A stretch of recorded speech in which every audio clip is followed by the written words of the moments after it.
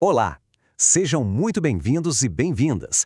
Eu sou o Maximilian Steiger e hoje nós vamos analisar um tema que é, de fato, central no direito tributário: as imunidades. É fundamental entender que elas não são apenas benefícios fiscais, mas sim verdadeiros pilares que definem os limites do poder que o Estado tem de cobrar tributos, protegendo direitos fundamentais e o nosso próprio pacto federativo.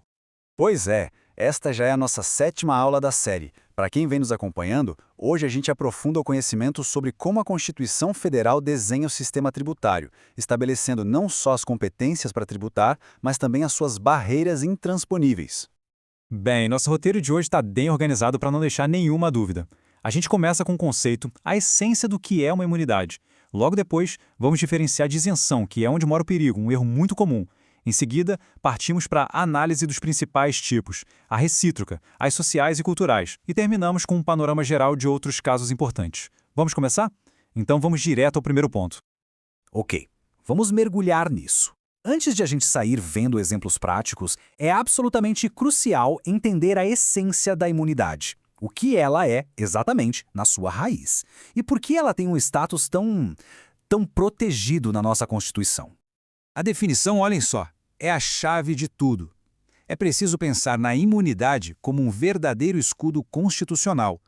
É uma norma que vem direto da nossa lei maior e que impede a própria criação da obrigação de pagar um tributo. Ou seja, onde a Constituição estabelece uma imunidade, o poder de tributar do Estado simplesmente não chega, ele não alcança. E essa origem na Constituição, isso traz consequências jurídicas muito sérias. Significa que as imunidades são superprotegidas. Elas são consideradas cláusulas pétreas, ou seja, fazem parte daquele núcleo duro da Constituição que não pode ser abolido. Para regulamentar uma imunidade, não basta uma lei comum, é necessário uma lei complementar, que é um processo legislativo bem mais complexo. É uma proteção tão forte que nem medidas provisórias podem mexer nelas. Isso tudo mostra o quão fundamentais essas garantias são para o nosso sistema. Agora, um ponto que gera uma confusão enorme, inclusive entre estudantes de direito, é fundamental mesmo, saber diferenciar imunidade de isenção. À primeira vista, parecem sinônimos, mas juridicamente são mundos completamente diferentes. Este quadro aqui ilustra a diferença de forma brilhante. A imunidade, como a gente viu, nasce na Constituição. O efeito dela é impedir que a obrigação tributária sequer exista. Já a isenção, não. Ela nasce de uma lei comum. E aqui, a obrigação tributária existe, o fato gerador acontece, mas o legislador, por uma decisão política, resolve dispensar o pagamento. O ponto crucial, então, é este. Imunidade é uma barreira constitucional. Isenção é uma opção do legislador. Bom, vamos então passar para a análise dos casos concretos. E vamos começar por um que é a base do nosso pacto federativo, a imunidade que existe entre os próprios entes do governo. A regra aqui é bastante clara, né? A União não pode cobrar imposto de renda de um Estado não pode cobrar IPVA dos carros de um município, e por aí vai. O objetivo disso é evitar uma guerra fiscal interna e garantir a autonomia e o equilíbrio entre os membros da federação. Pensem bem, sem essa regra, o ente mais forte poderia, na prática, sufocar os outros financeiramente. Certo, mas a administração pública não é feita só pelos órgãos diretos, certo? E quando as entidades da administração indireta? Penso aqui numa autarquia como o INSS ou numa empresa estatal como a Petrobras. A imunidade se estende a elas também? A resposta, que foi decidida pelo Supremo Tribunal Federal, depende da natureza da atividade. Observem a tabela. Autarquias que executam atividades típicas de Estado, sem dúvida, têm imunidade. Empresas estatais que prestam um serviço público essencial, como os Correios, por exemplo, também. No entanto, aquelas que exploram a atividade econômica e concorrem no mercado com empresas privadas, como o Banco do Brasil ou a Petrobras, essas não possuem imunidade. E a lógica é para não criar uma concorrência desleal.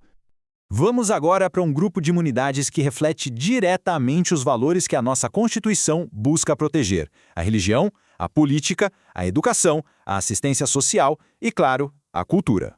A Constituição protege um grupo bem específico de entidades, reconhecendo o papel vital que elas têm na sociedade. Nós temos, por exemplo, os templos de qualquer culto, para garantir a liberdade religiosa, os partidos políticos, para assegurar a democracia. E um detalhe importante, a Constituição especifica entidades sindicais de trabalhadores e, claro, as instituições de educação e de assistência social, desde que operem sem fins lucrativos.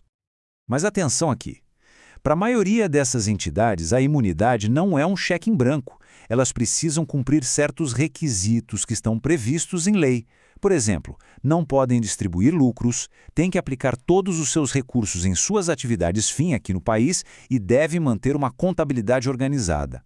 É uma forma de garantir que esse benefício tão importante não seja desvirtuado.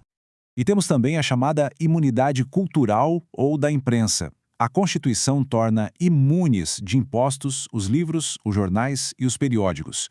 O objetivo aqui é muito claro: é reduzir o custo de produção para facilitar o acesso da população à informação, ao conhecimento, à cultura.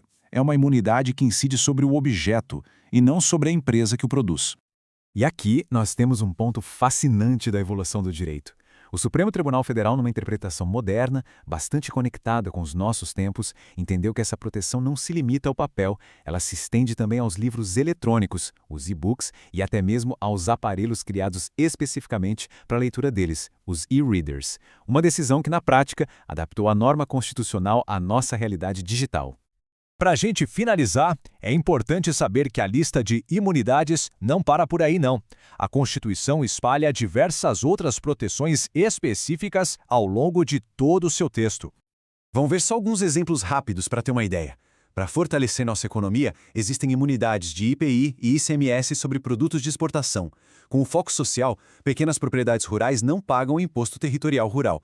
E para garantir a cidadania, ninguém pode ser cobrado com taxas para exercer seu direito de petição aos poderes públicos. E com isso tudo, a gente chega a uma reflexão final que eu acho muito importante. Ao olharmos para todos esses casos, fica a pergunta: será que as imunidades são privilégios que acabam gerando distorções no sistema? Ou elas são, na verdade, instrumentos essenciais para proteger valores maiores, como a liberdade, a educação, a informação e o próprio funcionamento da nossa federação?